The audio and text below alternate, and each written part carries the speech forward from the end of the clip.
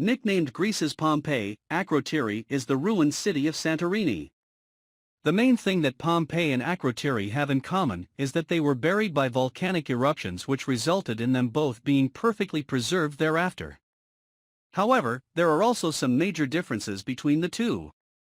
As reported in On the Loose, Pompeii, an archaeological site in southern Italy, was destroyed by a gigantic eruption from Mount Vesuvius in 79 AD and was completely covered over in volcanic debris. Akrotiri is much older than Pompeii and was destroyed by the Varan eruption in 1628 BC.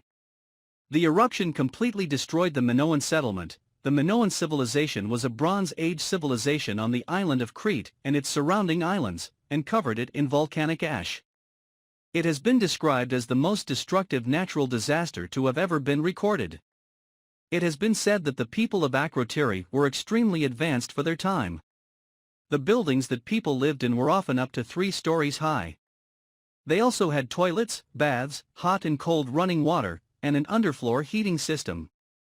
It was a highly evolved and incredibly cultured settlement. Akrotiri wasn't always rich, but it became a wealthy city over time due to being on a trade route that ran between Europe and Western Asia. The people of Akrotiri were mainly known for their farming and fishing. The city had no palaces as there was no royalty. They were a democratic society governed by a parliament. It is interesting that the Minoans were so advanced during the Bronze Age, painting beautiful frescoes, crafting pottery, and making wine. Especially since the people of Britain at that same time were living in huts. Scholars and historians have speculated that Akrotiri was Plato's inspiration for the city of Atlantis. This is because Plato wrote about an island that he described as a great and wonderful empire which was suddenly destroyed by earthquakes and floods. It has been said that Akrotiri could potentially have been named Atlantis originally. This is because the city was only named Akrotiri in recent years after a neighboring village of the same name.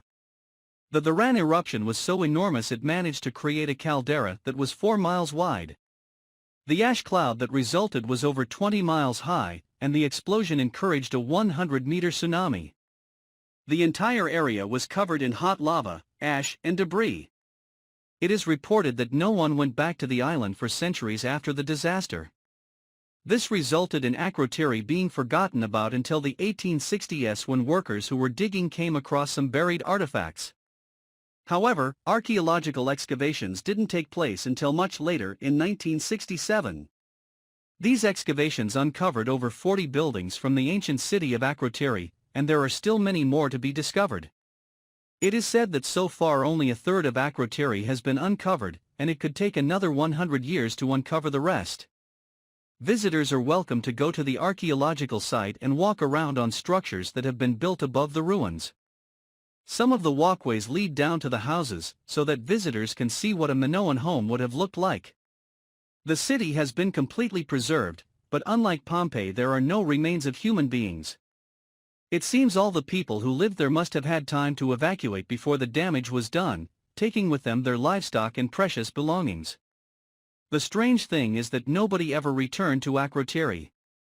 A lot of the furniture seen at the site has been recreated for the purpose of visitors, since the actual artifacts have been moved to the National Archaeological Museum in Athens.